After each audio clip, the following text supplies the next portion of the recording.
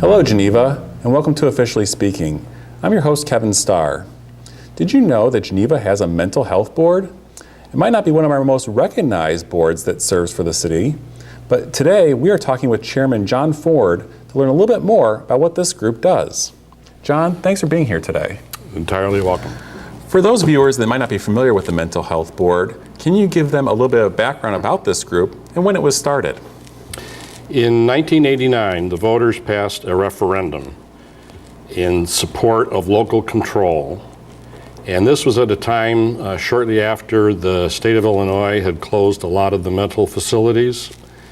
And so the state had legislation in place for towns, municipalities, counties, and townships to pass their own mental health boards.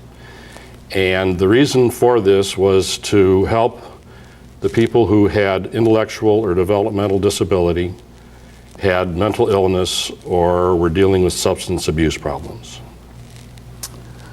Can you give our viewers a little bit of background on some of the attributes of the members that are serving on the Geneva Mental Health Board?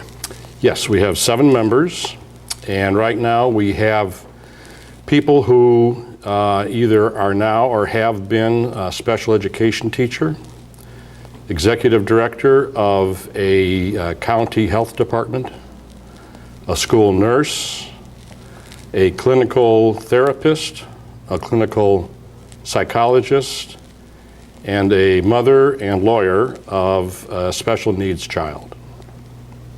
That's quite a detailed spectrum of mental health industry right there. We have a wonderful group, yes. What are some of the providers that receive funding from the Geneva Mental Health Board? Tri-City Family Services.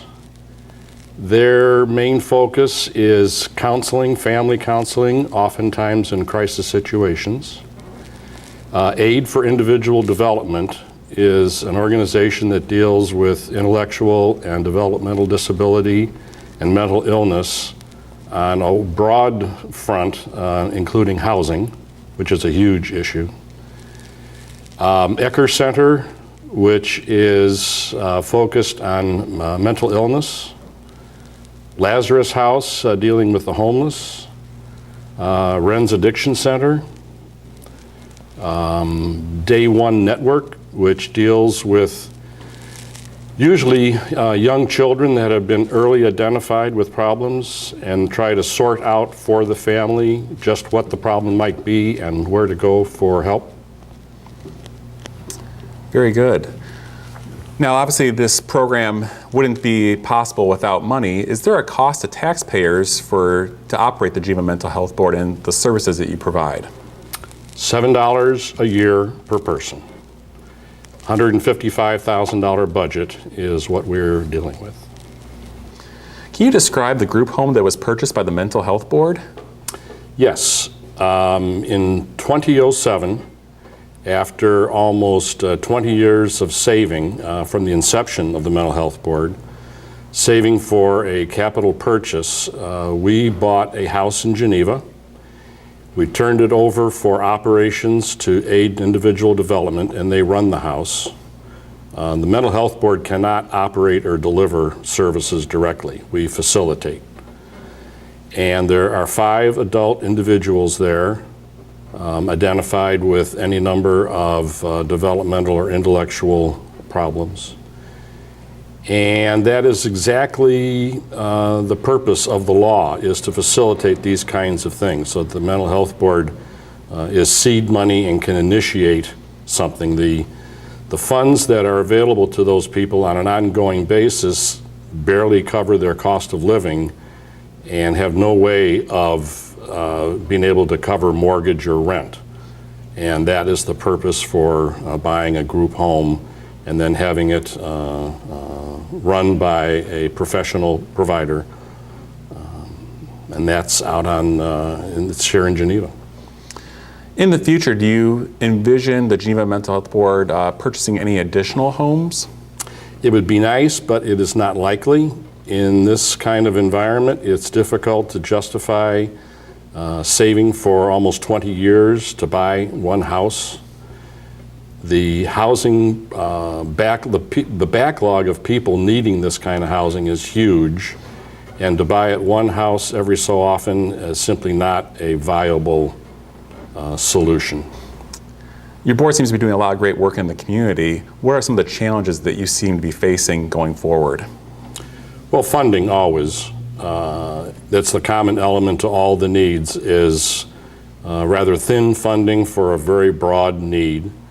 And so the obligation of the board is to keep track of the local needs, keep track of the services, the quality of the services the providers are giving, and to choose once a year how to spend our annual budget.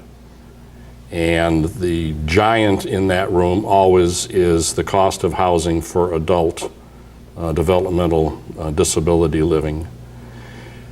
And to keep track of local needs. One of the local needs we're becoming more aware of in the last few years is the youth at risk group, teen, preteen. Their needs for good mental health seem to be growing too fast, and we're trying to get a handle on how the providers are dealing with it and how we can help them. If a resident is interested in getting involved with the Geneva Mental Health Board, how would they go about doing that, and where can they find more information? The city website has a page for the Mental Health Board. It's under the Government Commission's Mental Health, and we have a page there. But we also, we meet here in this chambers every second Tuesday at 7 o'clock. It's a public meeting. Anybody is welcome to come. Sometimes we have speakers. Normally we discuss things for an hour, hour and a half. But we are also wondering if maybe you guys here in Geneva could help us with a Facebook page. I think there are one or two existing, and that might help us connect with that youth group that I mentioned. Well, that's certainly something that we can look into. That is all the time we have today for Officially Speaking. I'd like to thank John Ford for his time and insight into the Mental Health Board. You're welcome, Kevin. We also thank you for watching. We hope you tune in again next month to get the official word from your elected and appointed officials.